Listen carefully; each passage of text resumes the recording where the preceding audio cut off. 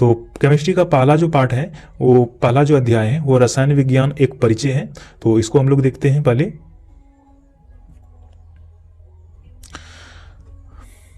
पहला जो है वो मैटर से स्टार्ट किया हुआ है, यानी पदार्थ से। एक नंबर है, निम्नलिखित में से किसके अणुओं के बीच आकर्षण बल अधिकतम होता है। इनमें से किसके अणुओं के बीच आकर्षण बल सबसे अधिक होता है, तो ये ठोस में होते हैं। आगे है 2 नंबर में, पदार्थ के संदर्भ में निम्न में से कौन सा कथन सही नहीं है। इनमें से कौन सा कथन सही नहीं है, तो ये हो जाएगा 1 नंबर में जो है, ये पदार्थ के कणों के बीच कोई आकर्षण बल नहीं होता है। और बी नंबर है, पदार्थ के कण द्रव और वायु में सतत स्थानांतरित होते रहते हैं। तो ये हो जाएगा इसका राइट आंसर, बी नंबर इसका राइट आंसर हो जाएगा।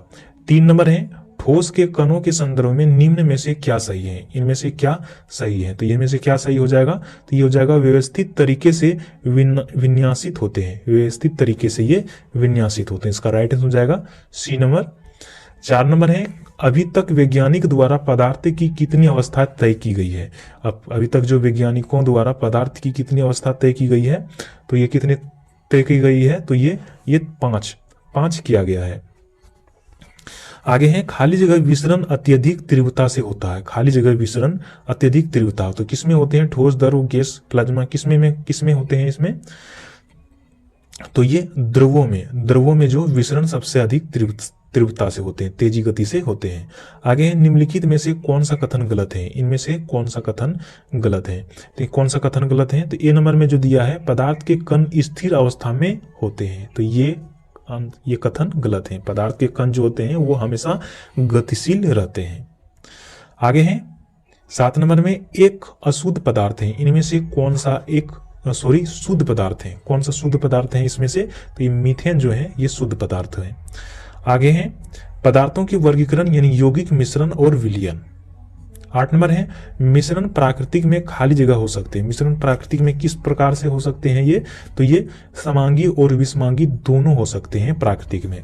आगे 9 नंबर में है, एक मिश्र धातु किसका उदाहरण है। मिश्र धातु किसका उदाहरण है ये, तो ये ठोस विलयन का। आगे 10 नंबर में, निम्नलिखित में से कौन सा विषमांगी मिश्रण है।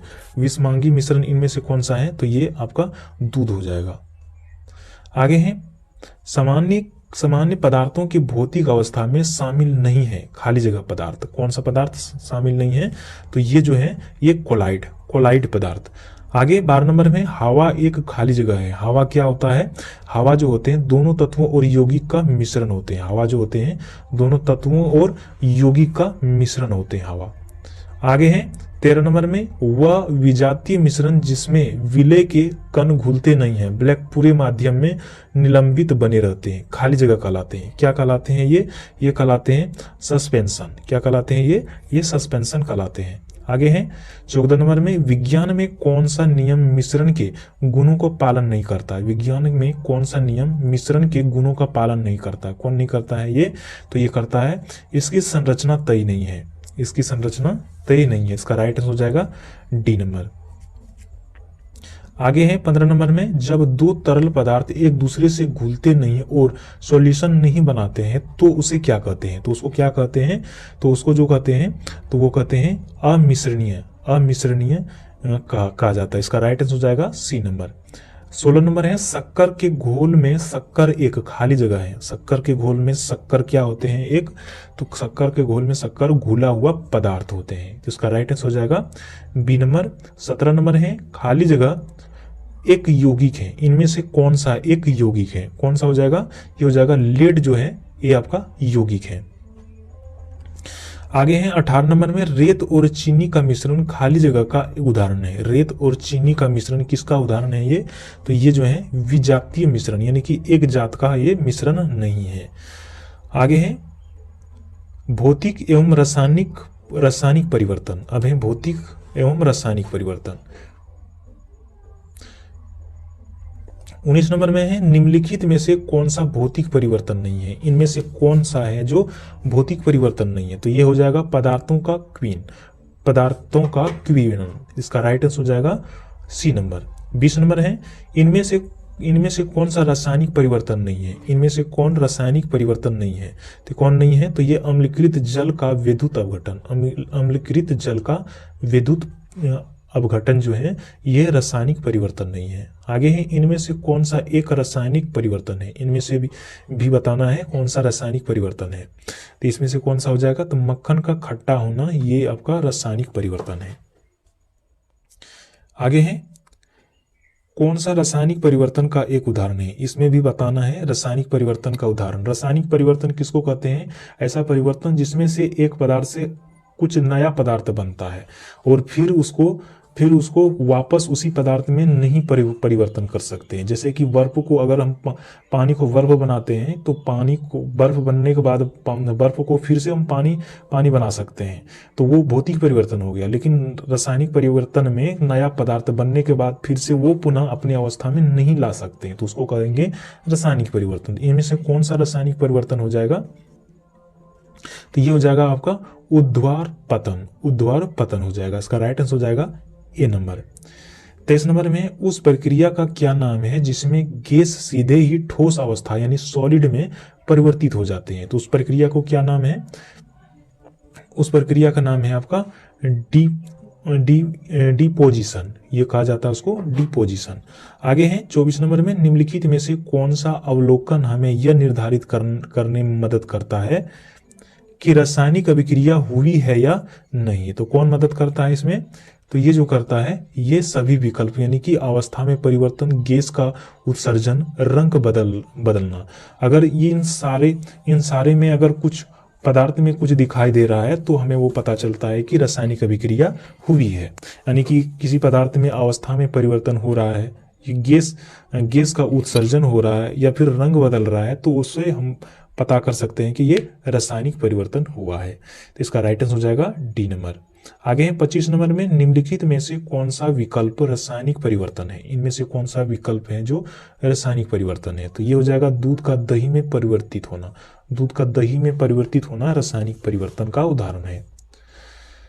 आगे है 26 नंबर में, निम्नलिखित में से कौन सा एक भौतिक परिवर्तन है। इनमें से कौन एक भौतिक परिवर्तन है, तो ये बर्फ का पिघलना जो है ये भौतिक परिवर्तन है। अब है द्रव्यमान संरक्षण का नियम यानी law of conservation of mass. आगे कौन सा नियम कहता है कि रासायनिक अभिक्रिया में द्रव्यमान को न तो उत्पन्न किया जा सकता है और न ही नष्ट किया जा सकता। तो किस नियम में कहता है ये, तो ये कहा जाता है द्रव्यमान संरक्षण का नियम। द्रव्यमान संरक्षण का नियम में ये कहा जाता है। आगे है संतुलित रासायनिक समीकरण खाली जगह के अनुरूप होते हैं। संतुलित रासायनिक समीकरण खाली जगह के अनुरूप होते हैं। किसके अनुरूप होते हैं, ये द्रव्यमान संरक्षण के नियम के अनुरूप होते हैं। आगे है एक रासायनिक अभिक्रिया के दौरान अभिक्रिया और उत्पादों के द्रव्यमानों का योग परिवर्तित रहता है, इसे क्या कहा जाता है। इसे क्या कहा जाता है, तो ये कहा जाता है आपका द्रव्यमान संरक्षण का सिद्धांत। द्रव्यमान संरक्षण का सिद्धांत, इसका राइट आंसर हो जाएगा डी नंबर। अब है स्थिर अनुपात का नियम। 30 नंबर है, निम्नलिखित वैज्ञानिकों में से किसने स्थिर अनुपात के नियम को प्रतिपादित किया था। तो किसने किया था, ये किया था जोसेफ प्रोस्ट ने किया था। आगे है कार्बन डाइऑक्साइड सभी नमूनों में 3:8 के द्रव्यमान अनुपात में कार्बन और ऑक्सीजन होती है। यह खाली जगह के नियम के साथ सम्मिलित होते हैं। तो किसमें होते हैं ये, तो ये जो होते हैं ये लगातार समानुपाती में। इसका राइट आंसर हो जाएगा बी नंबर। आगे है द्रव्यमान के आधार पर अमोनिया में नाइट्रोजन और हाइड्रोजन का निश्चित या स्थिर अनुपात ज्ञात कीजिए। कितना होता है अमोनिया में, तो ये जो होते हैं ये 14:3 होते हैं। 14:3।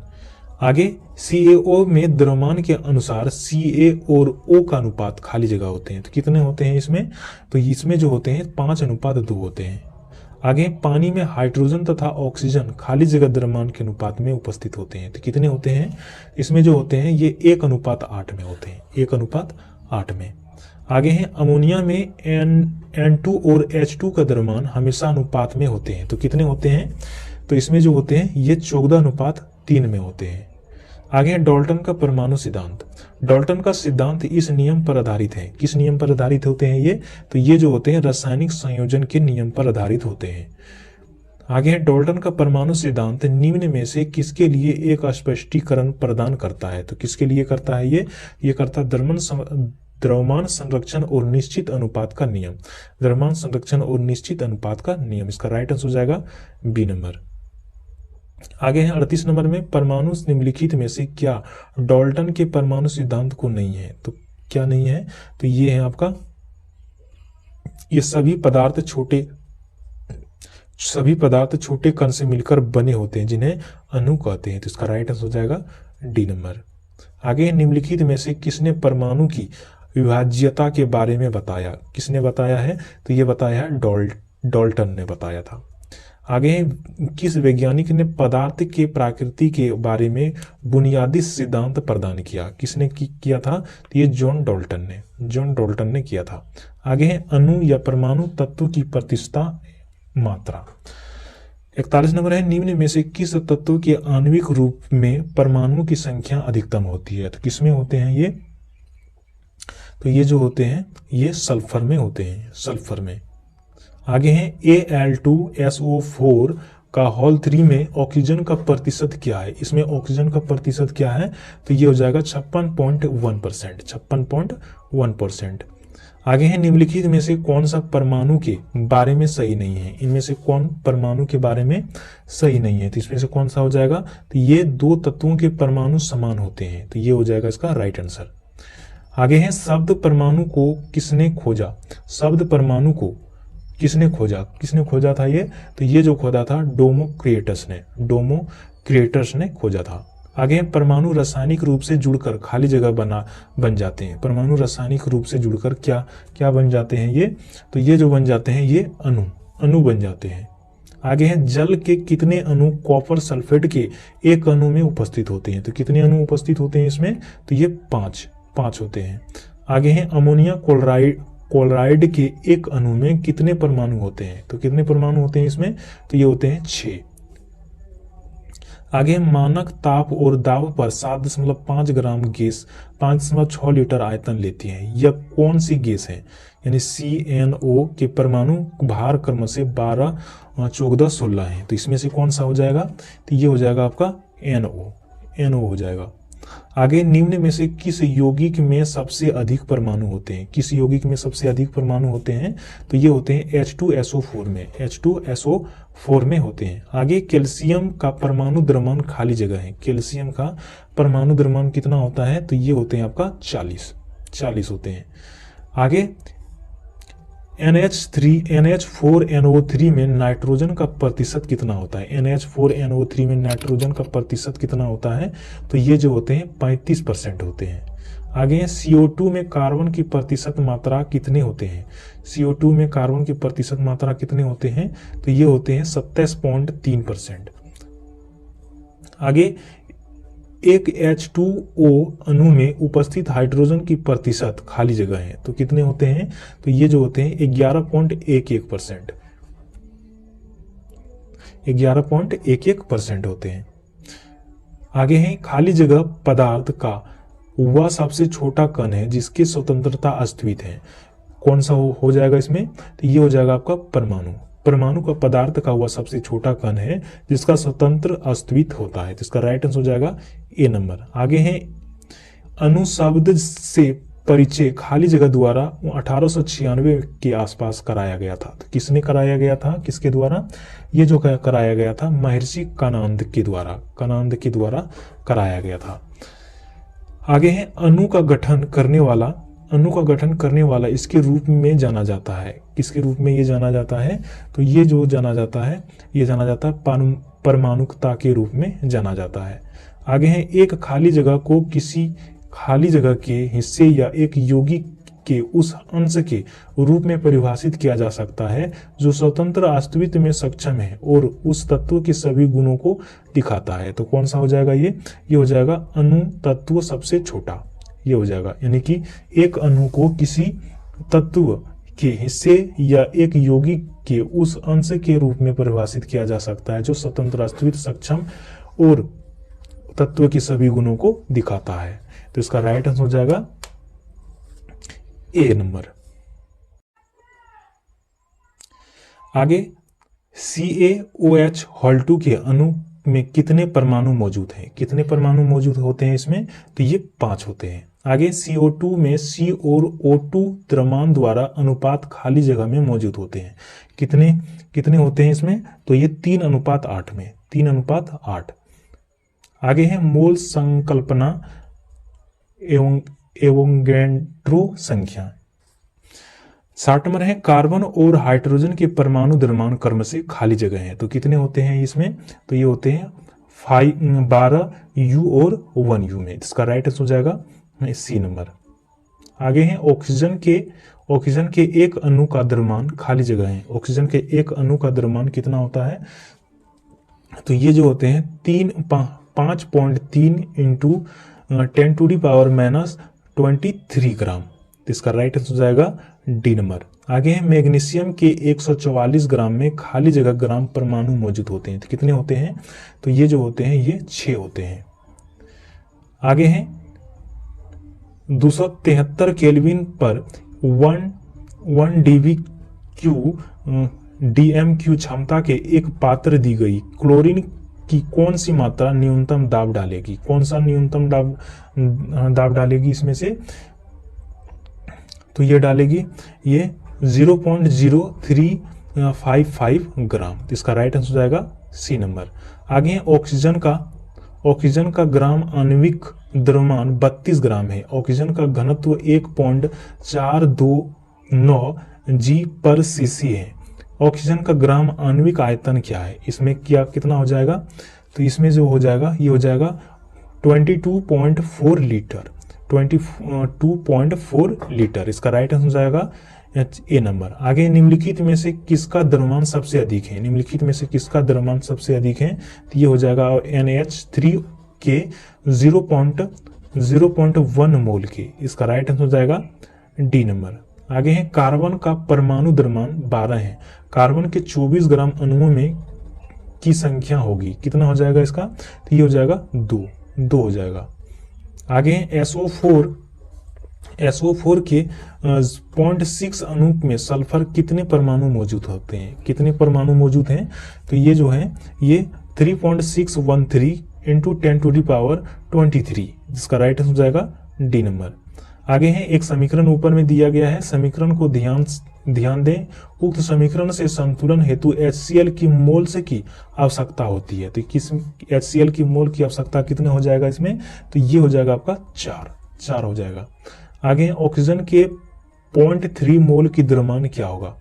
ऑक्सीजन के 0.3 मोल के द्रव्यमान क्या हो जाएगा इसमें? तो ये हो जाएगा आपका 9.6 ग्राम, 9.6 ग्राम। आगे है 90 ग्राम पानी में मौजूद मोल की संख्या खाली जगह है। तो कितना हो जाएगा? तो ये हो जाएगा आपका 5। आगे कार्बन डाइऑक्साइड के मोल 1 मोल में होते हैं। कार्बन डाइऑक्साइड के 1 मोल में होते हैं। तो कितने होते हैं ये? तो ये जो होते हैं कार्बन डाइऑक्साइड के 6.022 इंटू 10⁻1023 अणु होते हैं। तो इसका राइट आंसर हो जाएगा सी नंबर। आगे है 16 ग्राम ऑक्सीजन में ऑक्सीजन के खाली जगह परमाणु होते हैं। तो कितने होते हैं? तो ये जो होते हैं 6.022 इंटू 10⁻23 होते हैं। इसका राइट आंसर हो जाएगा सी नंबर। आगे है यह देखते हुए कि ऑक्सीजन के 1 मोल परमाणु का वजन 16 ग्राम है, ओजन का अनुभार क्या है? ओजन का अनुभार क्या हो जाएगा? ये हो जाएगा 48 ग्राम पर मोल, 48 ग्राम पर मोल। आगे रसायन शास्त्र में कण यानी मोल शब्द का परिचय किसने कराया था? तो ये किसने कराया था? तो ये विल्हेम ऑस्टोवाल्ड ने कराया था। आगे है रसायनिज्ञ के लिए गणना की इकाई क्या है? इस रसायनिज्ञ के लिए गणना की इकाई क्या होता है? तो उसके लिए जो होते हैं ये मोल में गणना किया जाता है इसमें। आगे है एल्युमिनियम का परमाणु द्रव्यमान 27 है। एल्युमिनियम का 54 ग्राम में मौजूद अणुओं की संख्या होगी, कितनी हो जाएगा? तो ये हो जाएगा आपका 2। आगे है मोल की सही परिभाषा निम्न में से कौन सा है? इनमें से कौन सा हो जाएगा? तो ये हो जाएगा आपका यह पदार्थ के ग्राम अणुओं द्रव्यमान के बराबर होते हैं। ये पदार्थ के ग्राम परमाणु द्रव्यमान के बराबर होते हैं। इसका राइट आंसर हो जाएगा 1 नंबर। आगे है 78 नंबर में N2 गैस के 0.5 मोल के द्रव्यमान की गणना करें। तो कि इसका गणना कितना हो जाएगा? तो ये जो होगा ये 14 ग्राम होगा। आगे किसी भी पदार्थ के एक मोल में मौजूद कणों की संख्या क्या है, कितने होते हैं, तो ये जो होते हैं 6.022 इंटू 10⁻23 होते हैं। आगे है किसी पदार्थ के एक मोल में मौजूद परमाणुओं या अणुओं या आयनों की संख्या को खाली जगह संख्या कहा जाता है। तो क्या कहा जाता है, तो ये कहा जाता है एवोगाड्रो संख्या कहा जाता है, एवोगाड्रो संख्या कहा जाता है। इसका राइट आंसर हो जाएगा सी नंबर। आगे है 90 ग्राम पानी में मौजूद मोल की संख्या खाली जगह है, तो कितने होते हैं इसमें, तो ये हो जाएंगे 5। आगे है एसिटिक एसिड के एक मोल में ऑक्सीजन के खाली जगह परमाणु मौजूद होते हैं, तो कितने होते हैं, तो ये जो होते हैं ये 2 हो जाएंगे इसमें। आगे सोडियम के 69 ग्राम में सोडियम के 3 मोल होते हैं। सोडियम का परमाणु द्रव्यमान क्या है, सोडियम के परमाणु द्रव्यमान क्या हो जाएगा, तो ये हो जाएगा आपका 23। आगे है नाइट्रिक एसिड के 63 ग्राम मात्रा में कितने अणु मौजूद है, जबकि परमाणु द्रव्यमान n = 14 या H = 1 और O = 16 ले सकते हैं। तो इसका कितना हो जाएगा, तो ये हो जाएगा आपका 6.02 इंटू 10⁻10 हो जाएगा 23 हो जाएगा। तो इसका राइट आंसर हो जाएगा सी नंबर। 25 ग्राम सल्फ्यूरिक अम्ल के कितने मोल होते हैं, 25 ग्राम सल्फ्यूरिक अम्ल के कितने मोल होते हैं, तो कितने मोल होते हैं, जब इसको निकालिएगा तो कितना आएगा ये, तो ये आएगा आपका ये 0.255। आगे है किसी भी पदार्थ के एक अणु में 6.023 इंटू 10⁻23 कण शामिल है। यदि CO2 में 3.0115 10⁻23 कण मौजूद हैं, तो CO2 के अणु की संख्या है, तो अणु की संख्या इसका क्या हो जाएगा, तो ये हो जाएगा 0.5 हो जाएगा। आगे है SO2 के 6.6 मोल में सल्फर के कितने परमाणु मौजूद हैं, तो कितने परमाणु मौजूद हैं इसमें, तो ये होते हैं 3.613 इंटू 10⁻22 परमाणु होते हैं। इसका राइट आंसर हो जाएगा बी नंबर। आगे है KCl के 0.5 मोल में कितने अणु होते हैं, तो कितने होते हैं इसमें, ये होते हैं 3.01 इंटू 10⁻23 होते हैं।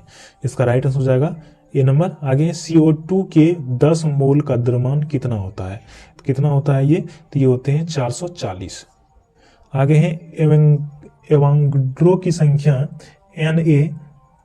Na 6.02 इंटू 10⁻23 मोल है, तो किसी त्रिपरमाणु गैस का 0.1 मोल है, परमाणु की संख्या क्या है, परमाणु की संख्या इसका क्या हो जाएगा, ये हो जाएगा 6.02 इंटू 10⁻22 हो जाएगा। इसका राइट हो जाएगा ए नंबर।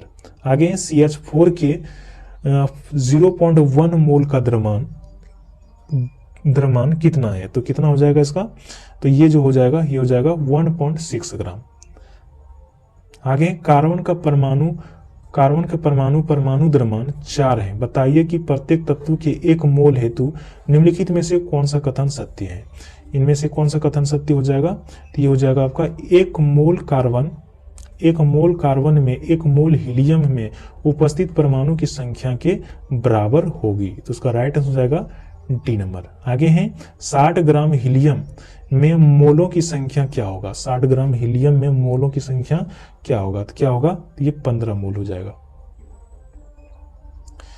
64 नंबर है 540 ग्राम ग्लूकोज में उपस्थित मोलों की संख्या कितनी है, तो कितना हो जाएगा ये, तो ये 3 हो जाएगा। आगे है हीलियम He के 52 किलोग्राम में खाली जगह अणु उपस्थित होते हैं, तो कितने अणु उपस्थित होते हैं इसमें, तो ये होते हैं 13 होते हैं। आगे है एवोगाड्रो संख्या द्वारा निरूपित की जाती है, किससे निरूपित की जाती है ये, तो ये की जाती है Na से। आगे है वर्जिलियस की परिकल्पना यानी तत्वों का प्रतीक। 97 नंबर है निम्न में से किस तत्व के लिए प्रतीक में 2 अक्षर शामिल होते हैं, किसमें 2 अक्षर शामिल होते हैं, तो ये होते हैं आपका लोहा में। आगे है निम्नलिखित में से किस वैज्ञानिक ने सुझाव दिया था कि तत्वों के प्रतीक का निर्माण तत्वों के नाम के एक या दो अक्षर से किया जा सकता है? तो किसने कहा था ये? तो ये जो कहा था ब्रिजिलियस ने कहा था। इसका राइट आंसर हो जाएगा ए नंबर। आगे रासायनिक प्रतीक का पहला अक्षर हमेशा खाली जगह में लिखा जाता है, तो हमेशा किस में लिखा जाता है? तो ये लिखा जाता है आपका बड़े अक्षर में लिखा जाता है। आगे धातु, अधातु और उपधातु, इनमें से कौन सा तत्व एक उपधातु है? इनमें से कौन सा है? तो ये है आपका सी। आगे है निम्न तत्वों में से अर्धधातुओं के सही युग्म का चयन कीजिए। इनमें से कौन सा हो जाएगा? तो ये हो जाएगा आपका सिलिकॉन और जर्मेनियम। आगे अधातुओं के संबंध में दिए गए कथन में से कौन सा सत्य है? इनमें से कौन सा सत्य हो जाएगा? ये हो जाएगा अधातुएं प्राकृतिक में विद्युत ऋणात्मक होती है और इलेक्ट्रॉन ग्रहण कर बंद बनाती है। इसका राइट हो जाएगा ए नंबर। आगे है धातुएं प्राकृतिक में विद्युत धनात्मक होती है, निम्न में से कौन से दिए गए अभिकथन की सही व्याख्या करता है? तो कौन सा है? तो ये हो जाएगा आपका धातुएं धनायन बनाने के लिए इलेक्ट्रॉन त्याग करती है, तो ये हो जाएगा इसका राइट आंसर। आगे धातु का वह गुण कौन सा है जिसके कारण उसे तार के रूप में ढाला जा सकता है? तो कौन सा है ये? तो ये आपका हो जाएगा तन्यता। आगे धातु का एक मुक्त इलेक्ट्रॉन के पथ का आकार होता है, तो किस प्रकार का होता है ये? तो ये होते हैं वक्र के रूप में। आगे धातुओं के किस गुण के कारण उनके पत्थर यानी फाइल बनाने में आसान होता है? तो किसके गुण के कारण? तो ये आघातवर्धीय तन्यता के गुण के कारण। आगे निम्नलिखित में से कौन सा धातु के बारे में गलत है? इनमें से कौन सा धातु के बारे में गलत है? तो कौन सा है? तो ये हो जाएगा आपका वे विद्युत ऋणात्मक होते हैं, ये हो जाएगा गलत। आगे है धातु अपनी वास्तविक स्थिति में खाली जगह विद्यमान होते हैं। धातु अपनी वास्तविक स्थिति में क्या विद्यमान होते हैं? तो ये होते हैं आपका गिर धातु के साथ मिश्रण के रूप में। इसका राइट आंसर हो जाएगा सी नंबर। 109 नंबर है निम्नलिखित में से क्या ठोस, द्रव और गैस तीनों रूप में पाया जाता है? क्या पाया जाता है? तो ये क्या पाया जाता है? तो ये पाया जाता है आपका उपधातु जो है वो ठोस, द्रव और गैस तीनों रूप में पाया जाता है। आगे धातुओं के संबंध में निम्न में से कौन सा कथन गलत है? इनमें से कौन सा कथन गलत है? तो ये हो जाएगा सभी धातु यानी पारे को छोड़कर तरल में है और मुलायम है, तो ये हो जाएगा इसका गलत यानी कि क्वेश्चन का राइट आंसर। 111 नंबर है निम्नलिखित में से कौन सी धातु सबसे अधिक नम्य या लचीला है? तो कौन सा धातु सबसे लचीला है? तो ये होता है एजी यानी कि एल्युमिनियम, एजी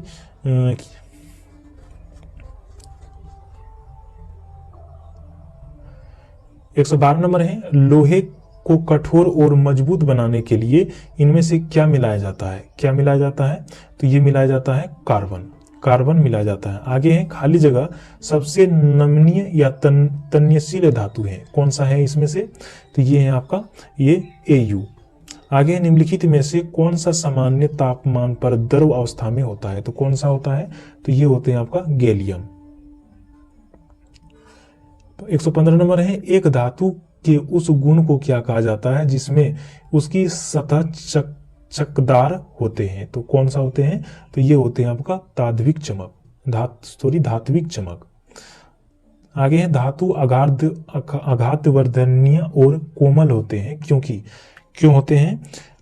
क्योंकि धातु के परमाणुओं की परत एक दूसरे पर फिसल सकती है, इसलिए इसका राइट आंसर हो जाएगा सी नंबर। आगे धातुओं का वह गुण जिसके कारण उन्हें चपटा किया जा सकता है उसे आघातवर्धनीयता कहा जाता है। इनमें से कौन सा आघातवर्धनीयता का उदाहरण नहीं है? इनमें से कौन सा नहीं है?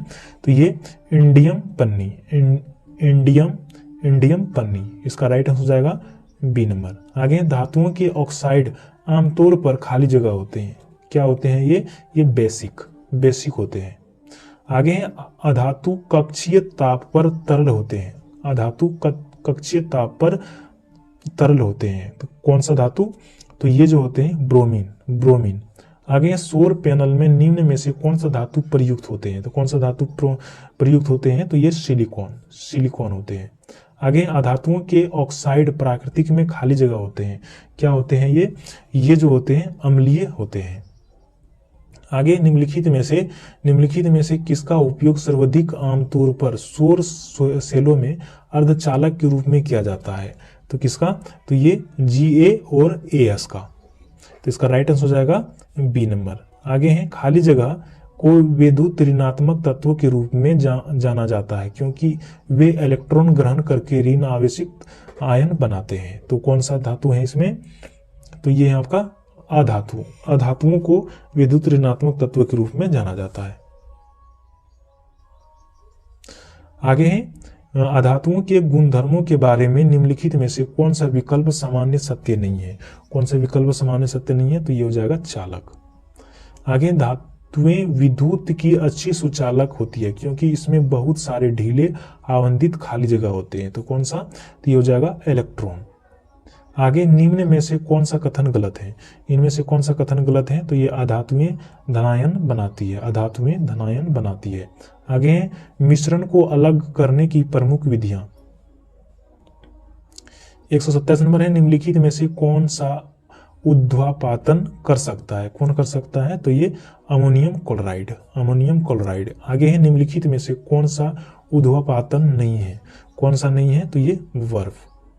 आगे है निम्न में से कौन सी विधि जल को पांकिल जल से अलग करेगी? तो कौन सा करेगा? तो ये करेगा निस्यंदन करेगा। इसका राइट आंसर हो जाएगा डी नंबर।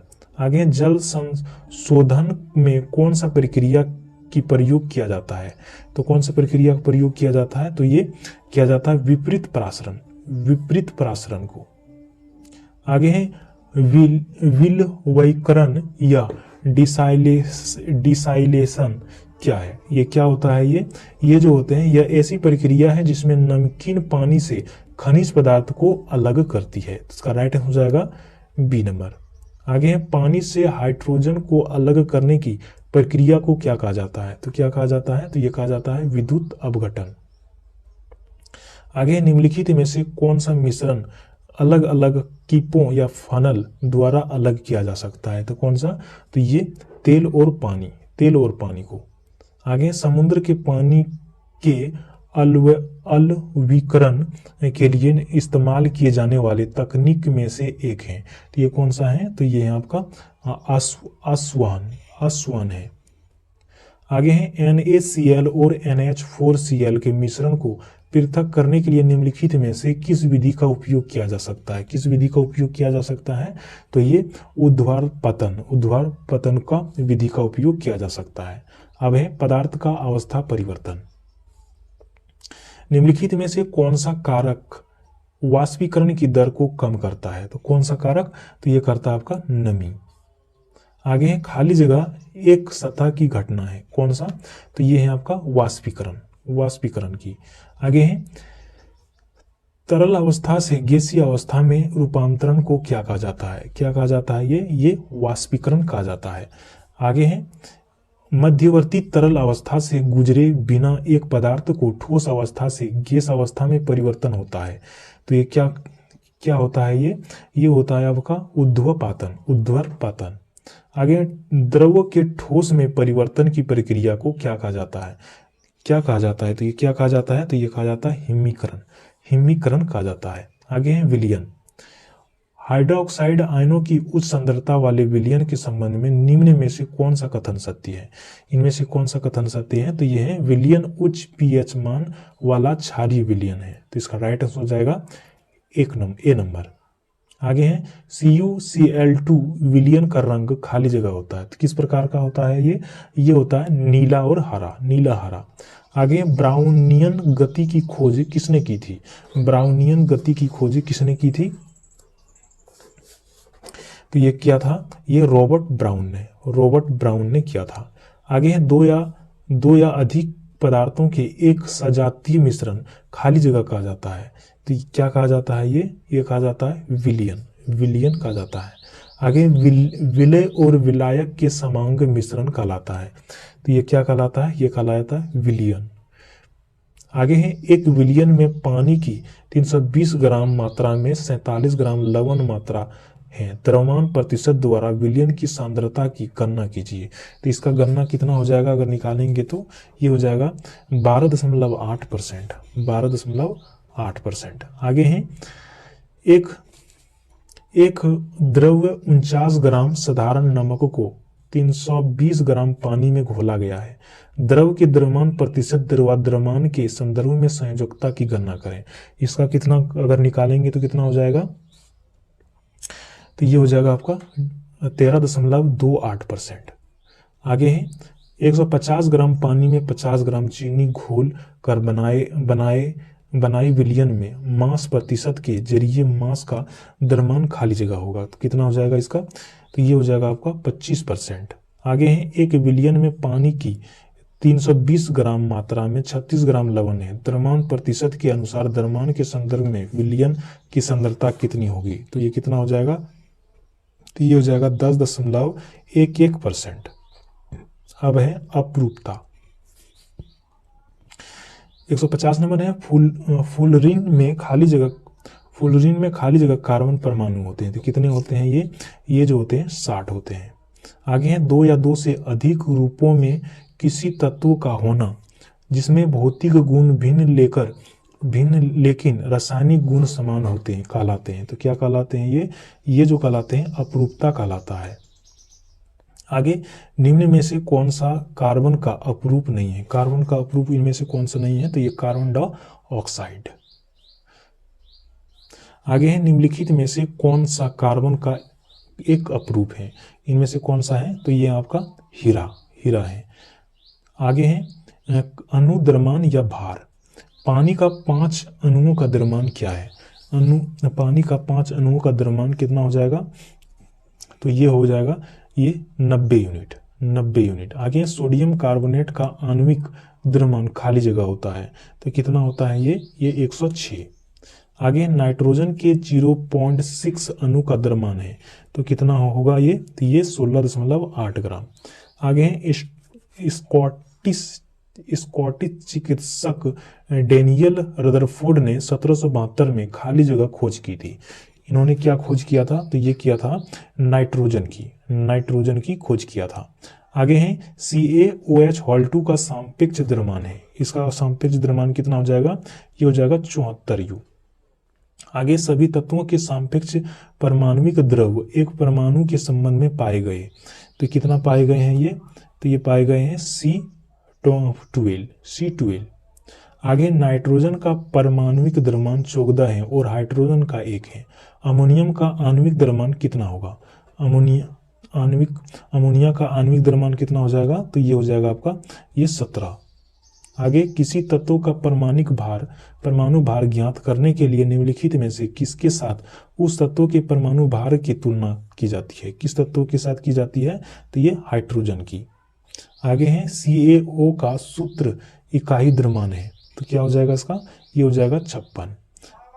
कार्बन डाइऑक्साइड का सापेक्ष आणविक द्रव्यमान खाली जगह है। तो कितना हो जाएगा? तो ये हो जाएगा आपका 40 म्यू हो जाएगा। आगे है, CO2 के सापेक्ष आणविक द्रव्यमान की गणना करें। तो इसका कितना हो जाएगा?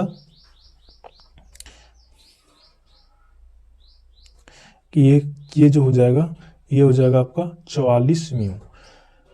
आगे, खाली जगह H2SO4 का आणविक द्रव्यमान है। तो कितना हो जाएगा इसका? ये हो जाएगा आपका 18 म्यू।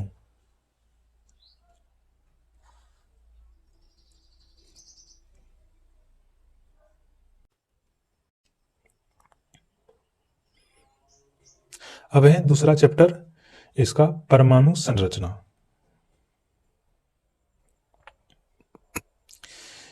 इस चैप्टर का पहला जो है परमाणु और उनके मूल घटक। 1 नंबर है, सामान्यतः परमाणु के नाभिक में खाली जगह होते हैं। तो क्या होते हैं नाभिक में? प्रोटॉन तथा न्यूट्रॉन होते हैं। आगे है,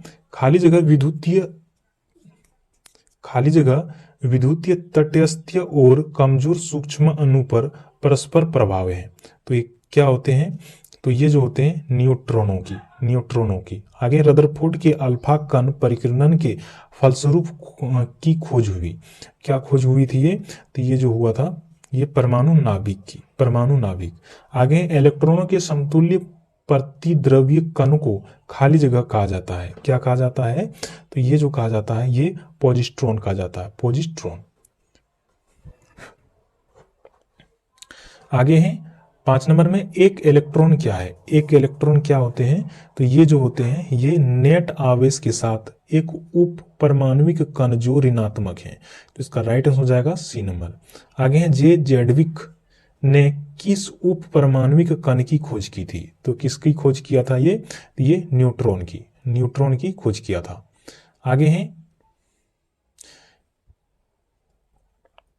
आगे हैं किस ब्रिटिश भौतिक विज्ञानी को इलेक्ट्रॉन की खोज से संबंधित उनके कार्य के लिए 1906 में भौतिक के नोबेल पुरस्कार से सम्मानित किया गया था? तो किसको किया गया था? तो ये जो किया गया था ये जे थॉमसन को किया गया था। आगे इलेक्ट्रॉन की खोज किसने किया था? तो ये जो किया था ये जे थॉमसन ने किया था। आगे है 9 नंबर में निम्नलिखित में से किन कणों में सकारात्मक आवेश होता है? तो ये प्रोटॉन में। आगे जिन उप परमाणु कणों से सामान्य उप परमाणु कणों से विपरीत गुण होते हैं उन्हें किस नाम से जाना जाता है? तो ये प्रतिकण के नाम से जाना जाता है। 11 नंबर में एक इलेक्ट्रॉन में ऋणात्मक आवेश होता है। तो ये कितना होता है ये? तो ये जो होते हैं 1.6 इंटू 10 से लेकर 19 सी तक होते हैं। तो इसका राइट आंसर हो जाएगा 10 माइनस 19 सी होते हैं। इसका राइट आंसर हो जाएगा डी नंबर। आगे इलेक्ट्रॉन को छोड़कर सभी खाली जगह परमाणुओं में मौजूद होते हैं। तो क्या हो जाएगा इसमें? तो ये हो जाएगा आपका H। आगे कौन सा परमाणु का उप परमाणु कण नहीं है? तो कौन सा नहीं है ये? तो ये हो जाएगा जीनॉन। 14 नंबर है प्रोटॉन में खाली जगह धनात्मक आवेश होते हैं। तो कितने होते हैं ये? तो ये जो होते हैं ये 1.6 इंटू 10⁻19 सी होते हैं। तो इसका राइट हो जाएगा डी नंबर। अब है परमाणु मॉडल। कैथोड किरण प्रयोग पहली बार किसके द्वारा किया गया था? तो ये जे थॉमसन के द्वारा किया गया था। आगे रदरफोर्ड परमाणु मॉडल खाली जगह का वर्णन नहीं करता है। किसका वर्णन नहीं करता है ये? तो ये नहीं करता परमाणु का परमाणु के अस्थायित्व का नहीं करता है। 17 नंबर में रदरफोर्ड परमाणु मॉडल में अल्फा कण खाली जगह पर प्रक्षेपित किए जाते हैं। किस पर प्रक्षेपित किए जाते हैं? तो ये स्वर्ण के। आगे रदरफोर्ड के अल्फा कण के परिकिरण प्रयोग के परिणाम स्वरूप किसकी खोज हुई? तो किसकी खोज हुई है? ये परमाणु में नाभिक की। आगे है बोर के एटम के मॉडल की अभिधारणा के अनुसार क्या होता है जब एक इलेक्ट्रॉन ऊर्जा के फोटॉन के अवशोषित करता है? तो ये क्या करता है ये? तो यह अगले बाहरी कक्षा में जाता है। इसका राइट आंसर हो जाएगा डी नंबर। 20 नंबर है परमाणु का नाभिक मॉडल पहली बार किसके द्वारा खोजा गया? तो किसके द्वारा खोजा गया था? अर्नेस्ट रदरफोर्ड के द्वारा खोजा गया था। आगे है इनमें से किसी नाभिक के भौतिक का जनक माना जाता है। किसको माना जाता है? तो ये ई रदरफोर्ड को माना जाता है। आगे परमाणु कक्षा या ऊर्जा स्तर। किसी परमाणु की कक्षा में समायोजित किए जा सकने वाले इलेक्ट्रॉन की अधिकतम संख्या को किस सूत्र द्वारा दर्शाया जाता है? तो किस सूत्र द्वारा दर्शाया जाता है? तो ये 2n स्क्वायर से।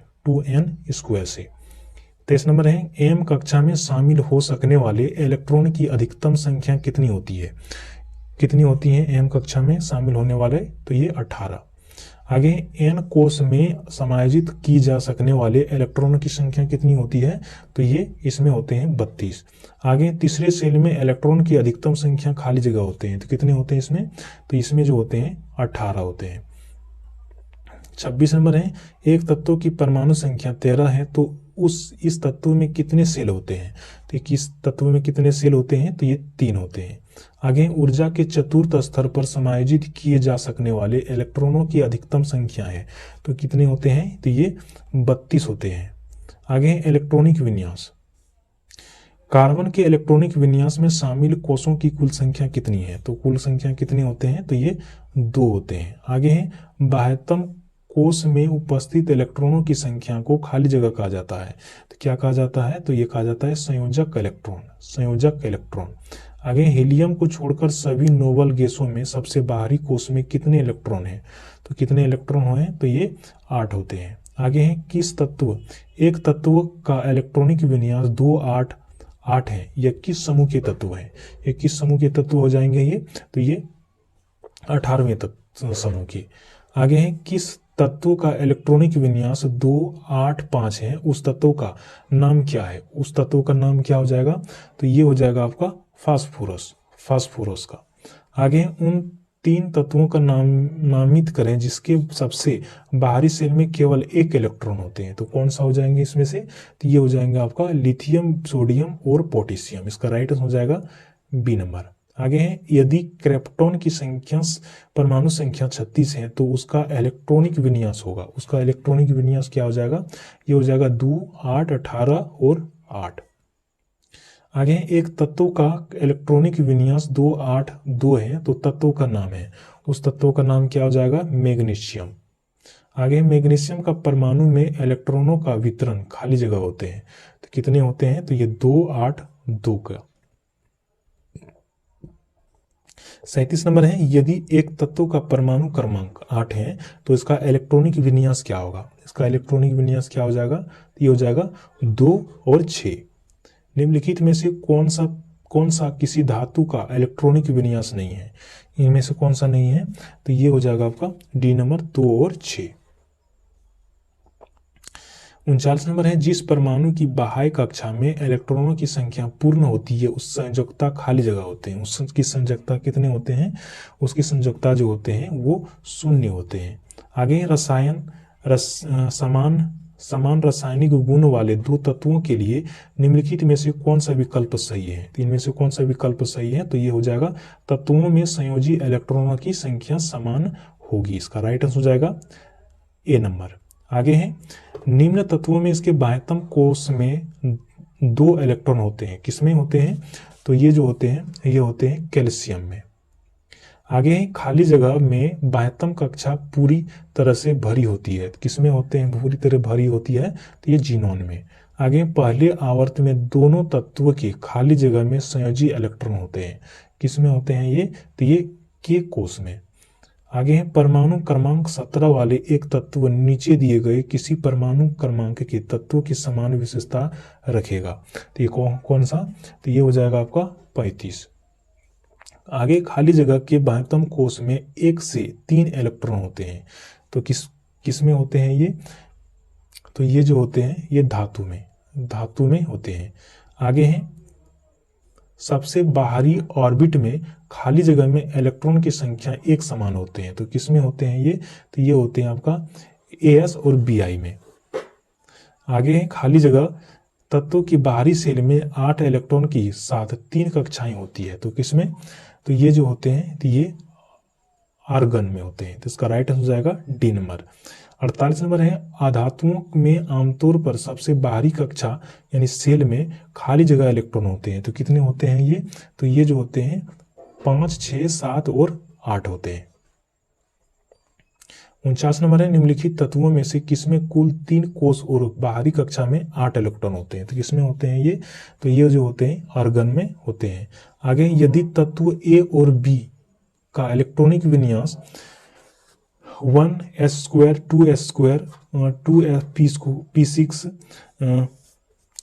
3s1 और 1, 2s², 2s², 2p², 3s², 3p4 है, तो इन तत्वों के संयोजन द्वारा निर्मित यौगिक का सूत्र होगा, इसका क्या हो जाएगा सूत्र, ये हो जाएगा आपका A2B यानी सोडियम सल्फाइड, इसका राइट आंसर हो जाएगा सी नंबर।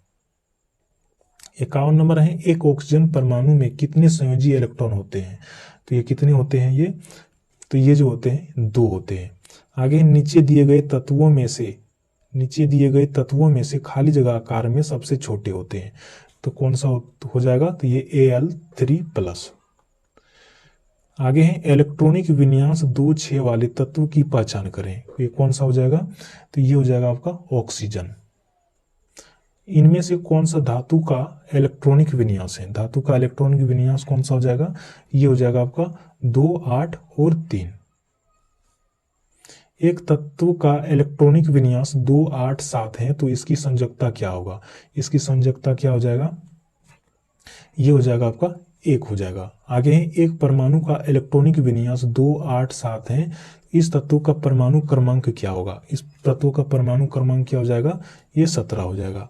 आगे किसी तत्व का इलेक्ट्रॉनिक विन्यास 2, 8, 5 है, तो इसकी प्रोटॉनों की संख्या ज्ञात कीजिए, इसकी प्रोटॉनों की संख्या कितना हो जाएगा, तो ये हो जाएगा आपका 15। 58 नंबर है निम्नलिखित में से किसी तत्व का इलेक्ट्रॉनिक विन्यास 2, 8, 3 है, 2, 8, 3 है, तो इसमें से कौन सा तत्व हो जाएगा, तो ये हो जाएगा आपका एल्युमिनियम। आगे है निम्नलिखित परमाणु के बाहरी आवरण में खाली जगह इलेक्ट्रॉन होते हैं, तो कौन सा हो जाएगा, तो ये 2 इलेक्ट्रॉन होते हैं। आगे एल्युमिनियम परमाणु में इलेक्ट्रॉनों का सही वितरण कौन सा है, तो सही वितरण कौन सा हो जाएगा, तो 2, 8 और 3। एक तत्व का इलेक्ट्रॉनिक विन्यास 1s², 2s², 2p6, 3s², 3p⁴ है। आवर्त सारणी में इस तत्व को ठीक नीचे तत्व के परमाणु संख्या क्या होगा, तो इसका क्या हो जाएगा, तो ये हो जाएगा आपका 33 हो जाएगा। आगे है एक तत्व का इलेक्ट्रॉनिक विन्यास 2, 8, 4 है, तो तत्व का नाम क्या है, उस तत्व का नाम क्या हो जाएगा, सिलिकॉन। आगे है एक तत्व का इलेक्ट्रॉनिक विन्यास 2, 8, 8, 1 है, तो तत्व का नाम बताइए, उस तत्व का नाम क्या हो जाएगा, तो ये हो जाएगा आपका पोटेशियम हो जाएगा। आगे है रेडियम का इलेक्ट्रॉनिक विन्यास क्या है, रेडियम का इलेक्ट्रॉनिक विन्यास क्या हो जाएगा, ये हो जाएगा आपका ए नंबर में जो दिया है, ये हो जाएगा इसका राइट आंसर। आगे है उस तत्व का नाम बताइए जिसका इलेक्ट्रॉनिक विन्यास 2, 8, 7 है, तो इसका कौन सा हो जाएगा, तो ये हो जाएगा आपका क्लोरीन। अब आगे है हाइजेनबर्ग का अनिश्चित सिद्धांत। हाइजेनबर्ग के अनिश्चित सिद्धांत में संवेग की अनिश्चितता के एक कण की स्थिति को क्या होगा इसमें, तो ये हो जाएगा आपका घटाया नहीं जा सकता क्योंकि वह मौलिक रूप से अंतरिष्टीय है, तो इसका राइट हो जाएगा डी नंबर।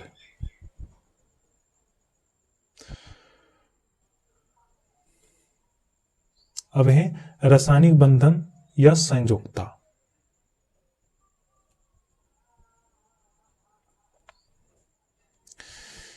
एक नंबर है निम्न में से किस तत्व में इलेक्ट्रॉन ग्रहण करने की प्रवृत्ति अपेक्षाकृत अधिक होती है, इनमें से किसमें होते हैं, तो ये फ्लोरीन में।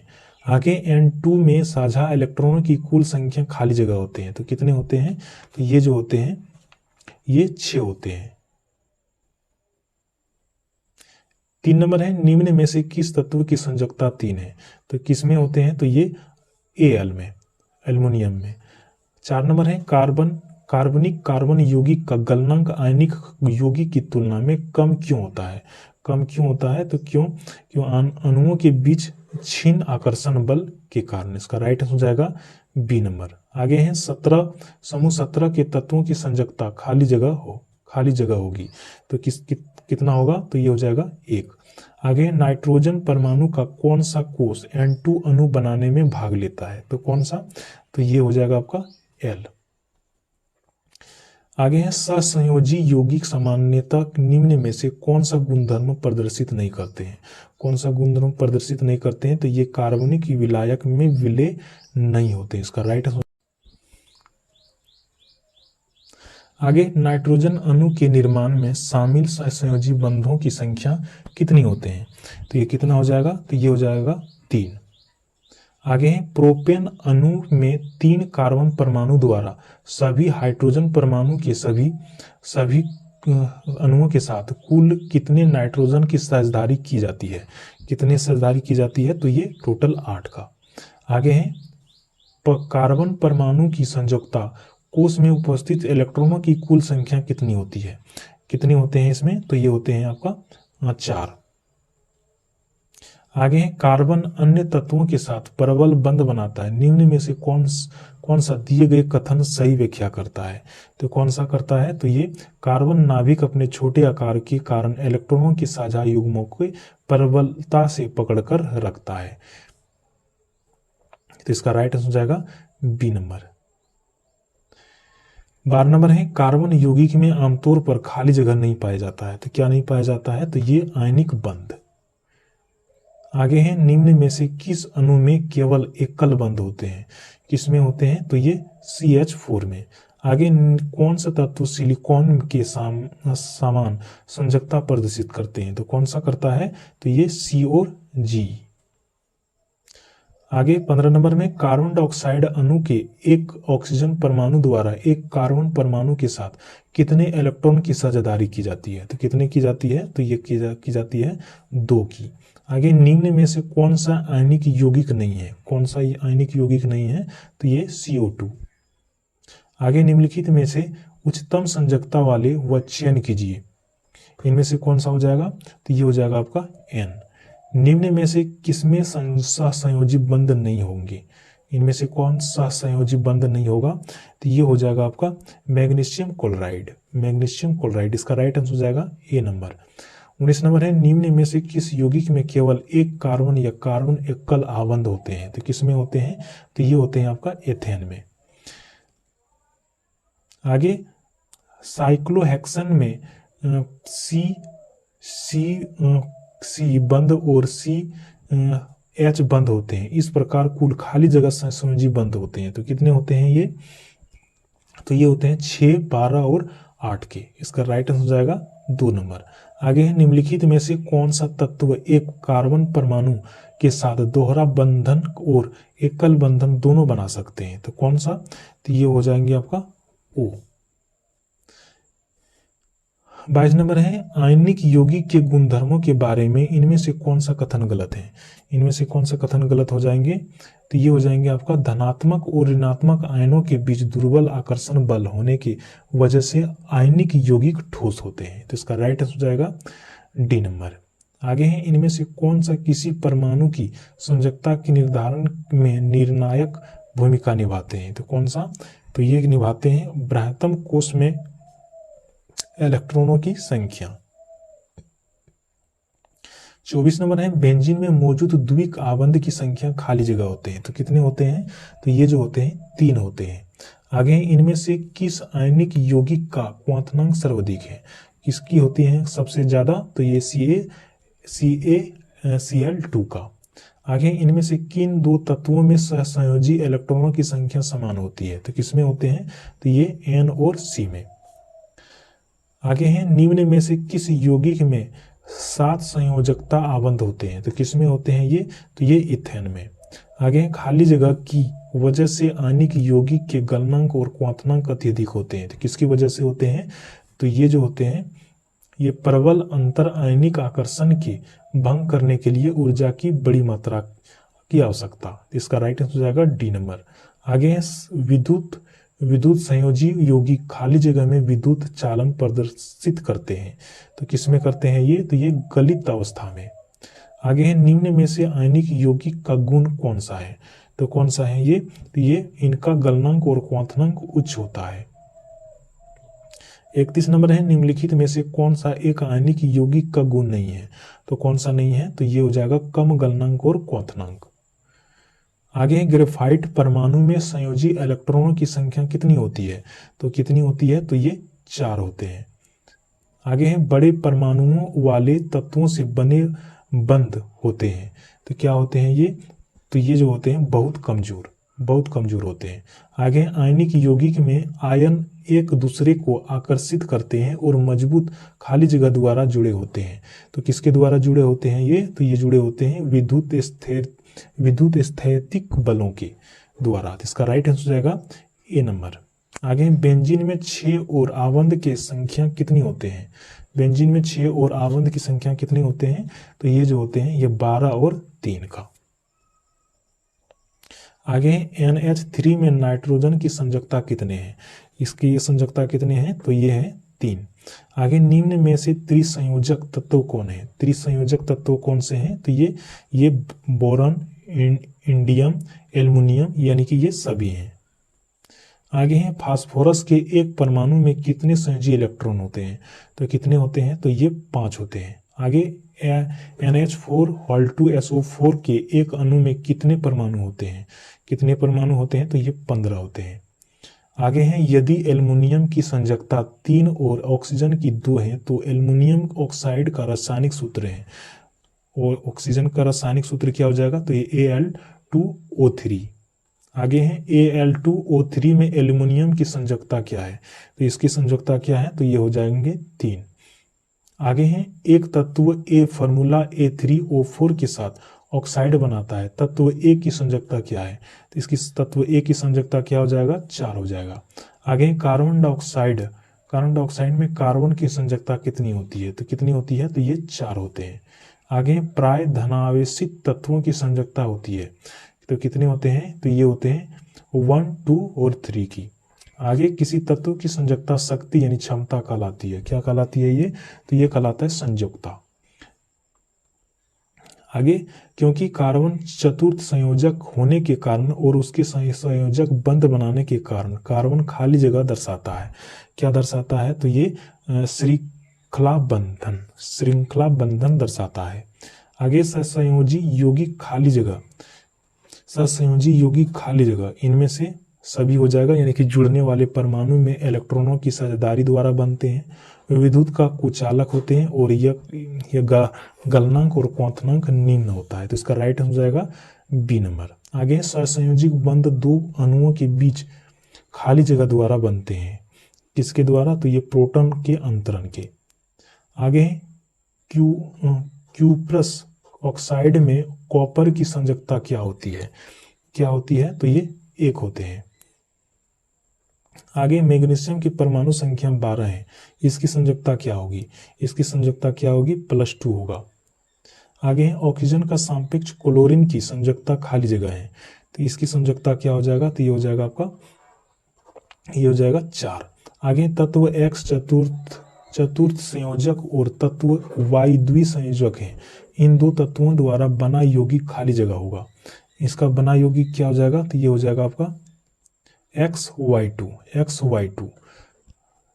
53 नंबर है लिथियम नाइट्रेट का सूत्र है, लिथियम नाइट्रेट का सूत्र क्या हो जाएगा, ये Li3N।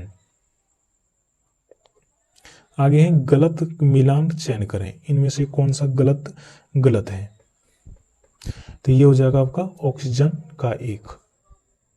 आगे है खाली जगह इलेक्ट्रॉन की संख्या N2 में आबंध बनाने में भाग लेते हैं, तो ये कौन सा है, तो ये हो जाएगा आपका 6।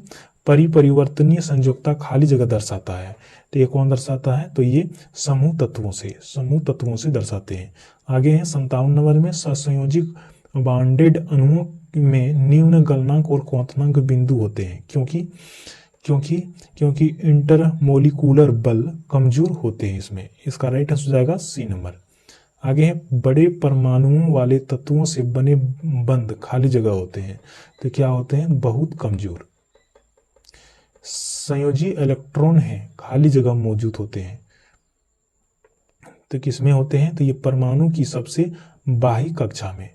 आगे निम्नलिखित में से कौन सा आयनिक यौगिक का एक गुणधर्म है, तो कौन सा है, तो ये इसका क्वांटनांक एवं गलनांक उच्च होता है, तो